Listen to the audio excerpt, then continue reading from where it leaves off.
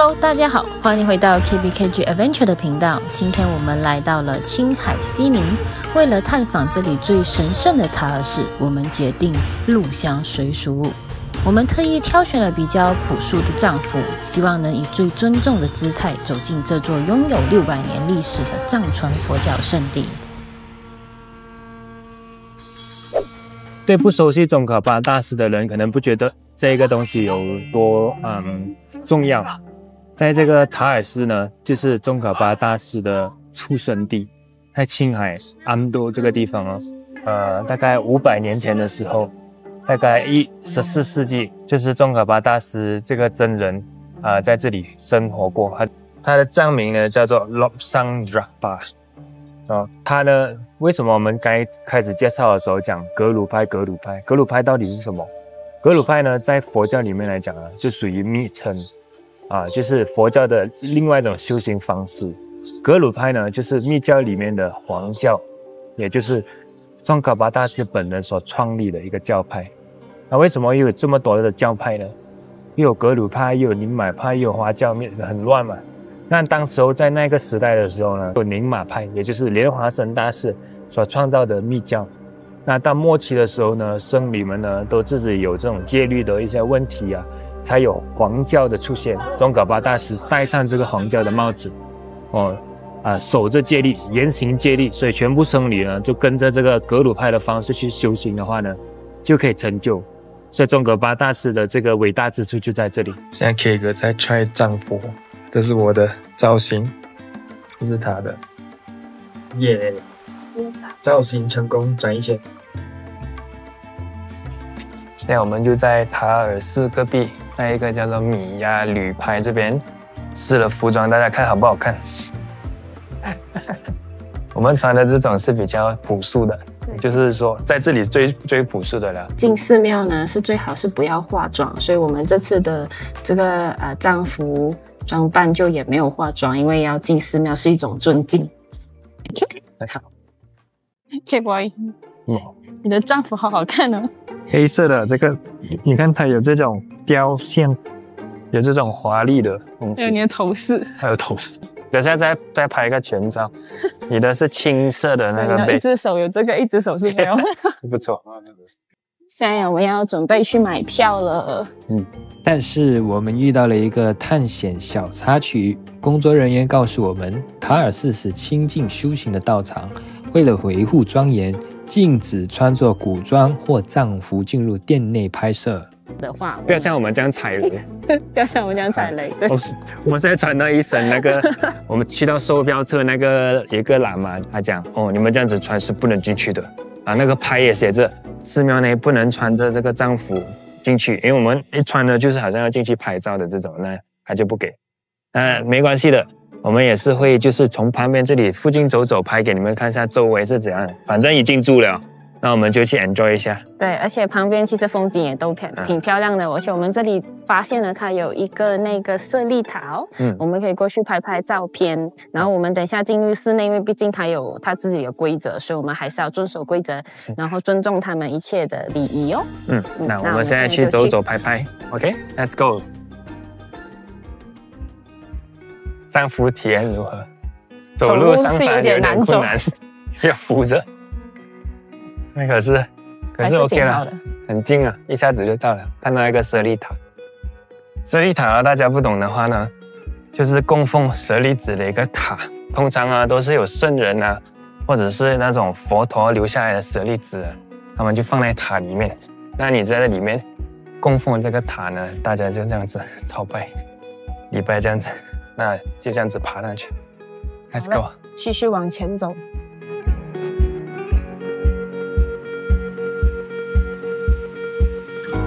由於呢，這裡其實因為西寧它的altitude 跟我們不一樣，所以呢會有一點喘，因為你只是走幾步路而已，因為它的空氣會比較稀薄，所以來這裡不要劇烈運動哦，慢慢的走。跟我們一路來的過程都走了很多的山路，那條路是非常的美，可以看到很多。通常那條路是很少人去走的。你走另外一條路，那條路你可以看到很多花，那種叫什麼青稞树，有一班叔叔坐在那裡看風景。Hello。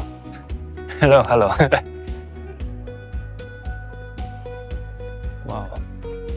现在我們爬到了舍利塔這裡，終於到了。最高峰，穿着戰服哦，真的有一番風味。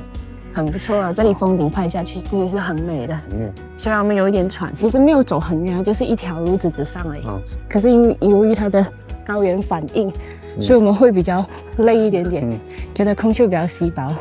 這個青海一帶呢，西寧啊是在2000多米以上的，所以高原反應認真來講是3000米以上就會有。可是如果身體比較弱了，或像我們這種平時比較少來這種山的話呢，2200多米呢是已經屬於是高原，對，所以會有一點輕微的頭暈啊，會有這種症狀啊，是會少會有的。对，那如果你們有這種的話呢，就要喝多點水，對，休息夠，放心走。帶一些風油啦，或者是那些 travel band 之類的，对，可以幫助你。這個 travel band 會很好，調節你的血壓。大家不懂的話，這個 travel band 呢，就是 acupuncture 的位置，穿上身上的話呢，就不會頭暈這麼嚴重。然後我們擦上如意油，就是一個小的一個 tips 這樣子啊。對。好，那我們現在秀給你們看那一個舍利塔。繞塔通常來講，繞塔呢，正常來講就合個掌，這樣子繞塔。那你是 clockwise direction 啊，應該是啦，就是繞塔。通常你是佛教徒，你就會念經念咒這樣子。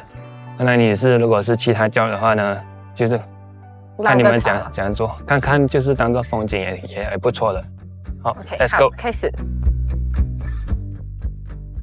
塔的正中心啊。頂你一下，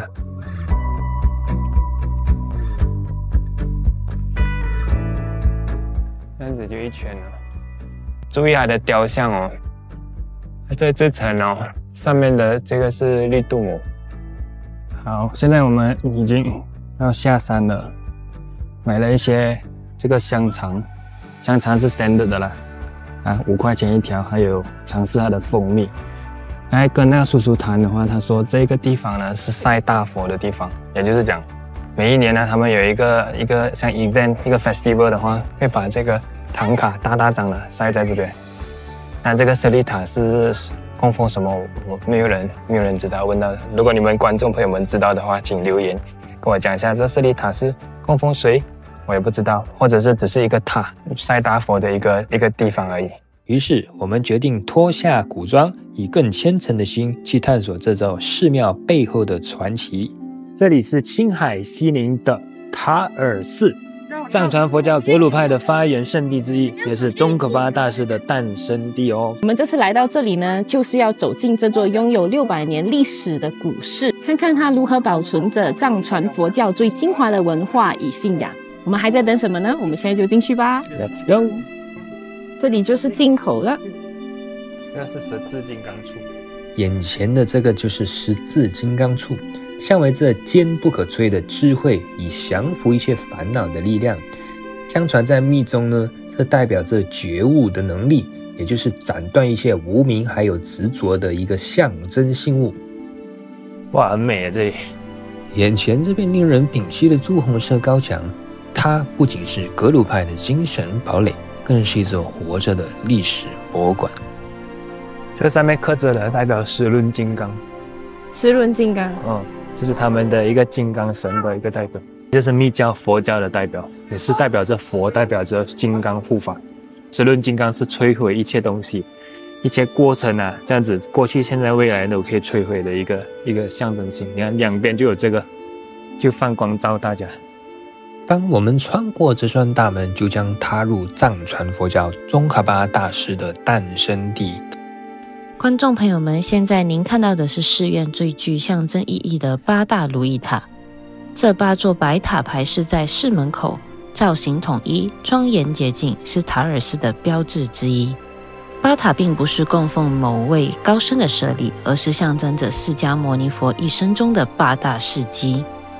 每一座塔都代表着佛陀生命旅途中的一個重要節點，從誕生、修行、成道到教化眾生、降魔護法，最後再到圓寂，象徵着修行的完整過程。朝拜着繞塔一圈，意欲隨佛陀腳步修行，讓心靈回歸清淨與圓滿。希望您在此可以感受到佛法的慈悲智慧，也願巴塔為你帶來平安吉祥。宗喀巴大師呢，他7歲就出家了。出家呢以後，他就學習很多的佛法啦、密僧啦，學習的很多的大威德金剛的法啦，什麼的法。然後當他16歲的時候呢，他就往這個西藏去學習更多的法。那他學習這個過程當中呢，他就沒有回來了這個青海這一帶。他的媽媽呢就很想念宗喀巴大師，就在這個地方呢就寫信給他，叫他宗喀巴，你應該要回來家裡了，很久沒有見到媽媽，大家都很想念你。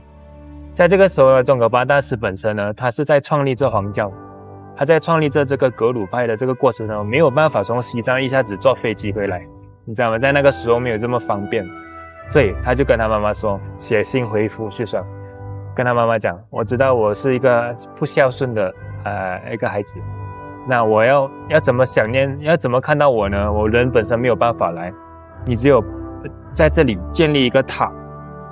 那個塔就像看到我一樣，看到宗喀巴一樣，所以為什麼有這個塔字？塔爾寺的塔，先塔後建寺，所以為什麼叫塔爾寺這個名字這樣子來的？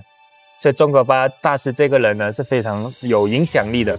到現今佛教呢，很多人都在學習佛法當中呢，都認識這個宗喀巴大師這個人。他最著名的一個密序呢，就叫做《密宗道次第廣論》，這個密序也是宗喀巴大師本身寫的。藏經閣裡面也是會有。在我們在護法殿的門口，我們將進去參拜護法殿。門口兩邊哦，就有很美的那個壁畫，畫得栩栩如生，非常有那種護法金剛的怒目相。在我們的身後呢，剛才那個就是金剛明王殿、金剛護法殿。金剛護法殿呢是不給遊客拍照或者是錄影的，所以我們沒有办法能夠秀給你們看。可是裡面呢，他有拜的就是他的主神就是這個白哈爾王，他是藏傳佛教格魯派的一個護法神，也有一個叫做單肩護法。他白哈爾王呢護法神呢是不喜歡這樣凡夫人身上的味道的，所以呢你們進去的時候，我們呢吃了蒜啊，吃了這些辣椒，吃了雜物啊，很多食物啊。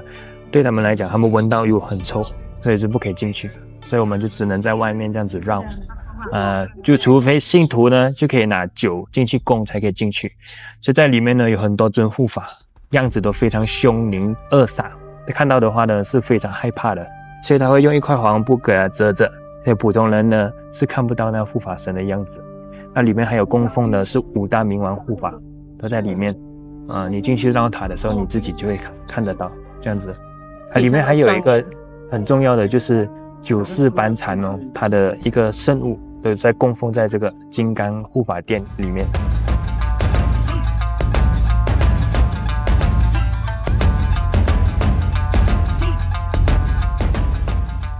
我身後的這個叫做白塔，供奉的是佛教的護法神4大天王。那它是建於1942年那個戰國時期的時候建立的。所以呢，大家可以看到裡面這個有一個小洞窟哦，供奉的是那個4大天王有東方的持國天王、南方增長天王、西方廣目天王，還有北方多聞天王，都是代表佛教的護法神。就在這個護法殿外邊，非常壯觀的站立在這裡。我們再下去，我們再去下一個地方。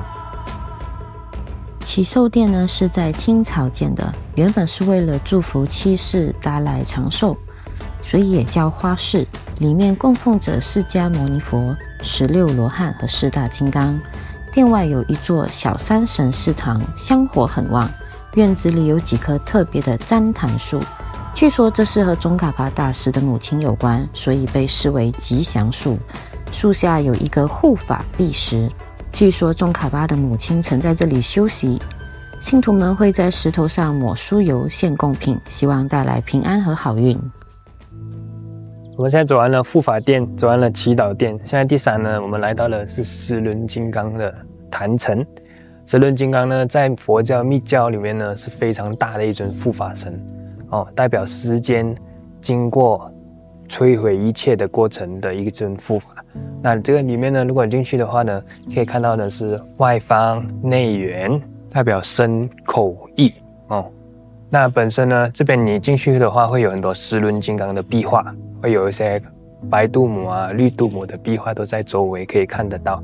還有正中央呢，供奉呢就是十輪金剛本尊。那我們進去看一下，還有很多的護法都在周圍。那我們進去看一下。這裡是塔爾寺非常獨特的十輪金剛立體壇城，是密宗主要的曼陀羅，由12世迦葉活佛在上世紀80年代建造，並供奉給世硯的。整個壇城建築外3層，內圓外方，象徵宇宙結構和身語意的修行次第，和學習和觀修十輪法的重要事物。殿內的壇城工藝精美，被視為塔爾寺必看的景點。壇城外還圍繞着許多的經輪，信徒都會一邊轉經一邊祈福，宗教氛圍非常的濃厚。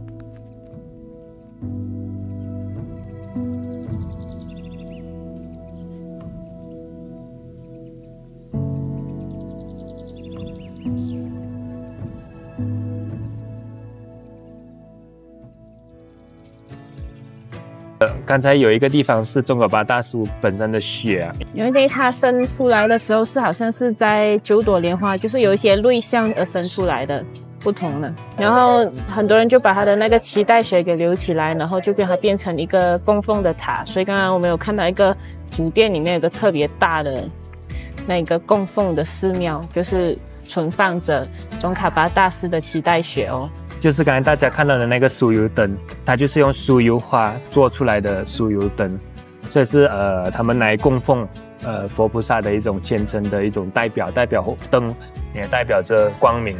那他們也是有用這個酥油來做成酥油茶或者酥油奶茶之類的，因為在西藏一帶的時候，那時候沒有什麼東西可以吃，所以他們會用這個酥油來做成。而且我們剛剛有在店裡面呢有看到，就是他們用酥油花的那個材料去畫，把它變成一個酥油畫。然後酥油畫裡面有特別多的，它已經開始有些融了，就是他們把它變成那個佛像，都用酥油花的那個燃料，然後把它變成一幅畫，是真的很栩栩如生，很特別的，做得很像。那總體來講呢，它這個地方哦，它的店是很多了啦，所以我可以把這個資料放上去給大家去參考一下。我們進來從塔爾寺廣場進來過後呢，看到了護法殿，看到了祈禱殿，我們也繞道去十輪金剛殿、大經殿。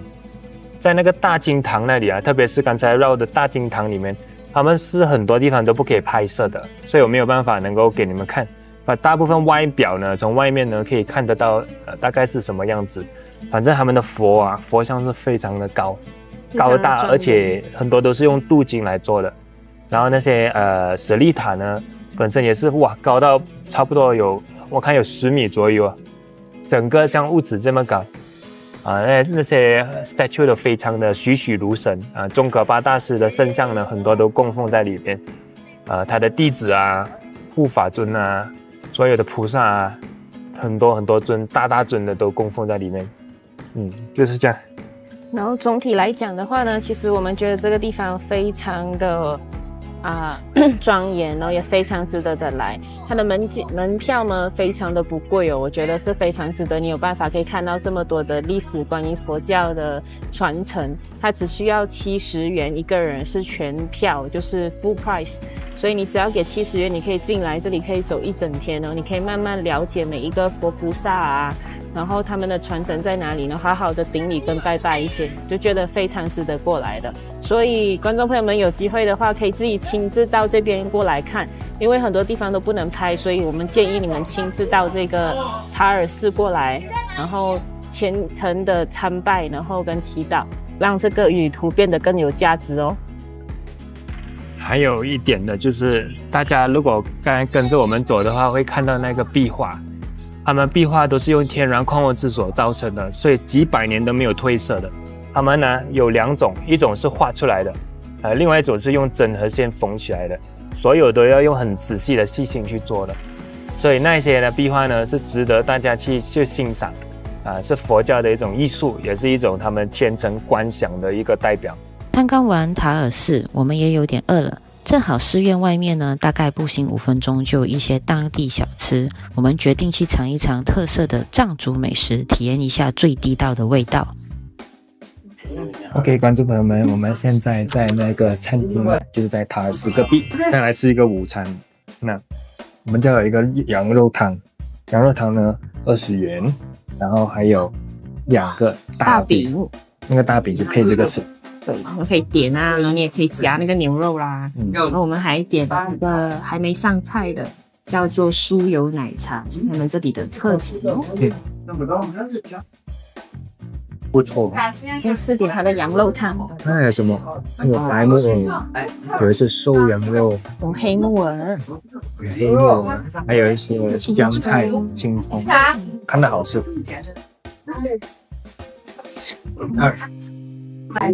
清清淡淡，我覺得不錯，而且沒有羊騷味，沒有羊騷味，很香，還有那種香料的味道。我很喜歡吃，有點胡椒的 flavor 是。你幫我點這個大餅，點下去，收那個羊的那個 goodness， 哇，很好吃，哇，嚇到了，果然是他們厲害做羊肉。這個湯是有點胡辣這樣子的味道，而且我覺得他們厲害做餅，很發幣哦，它那個餅哦，我搣開來的時候是這樣子，咬下去的時候就是很鬆軟，看起來硬邦邦，可是咬很軟。它就是用來吸這個糖，這樣子就填飽肚子。那大餅一粒就夠飽，點點了，2塊錢一個。這個酥油其實這就是它的酥油，它味很重，我不知道吃得下。我是酥油，哇，那味道很嗆鼻。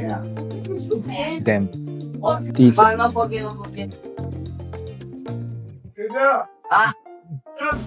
很重口味。我不会吧？我再会不是。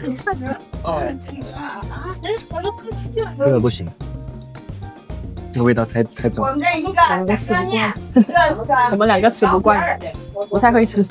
這個湯可以。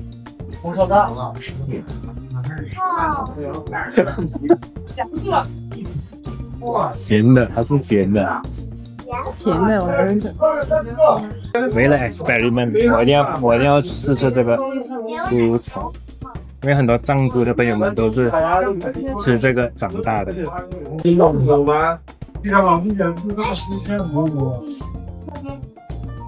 點還好，它是那個酥油味。對啊，那個酥油味道比較重。其實這個味道是 acquired taste， 就是你會吃就是會吃，它其實沒有，不是很難吃。那麼你第一次吃的時候，因為它口味你沒有試過，所以你會覺得很特別。那這個這樣子點，我還可以接受。那好了，這個影片就這樣子差不多結束。那如果你們喜歡我們的影片的話，記得 like and subscribe。要下雨了，我們下次再見了，拜拜。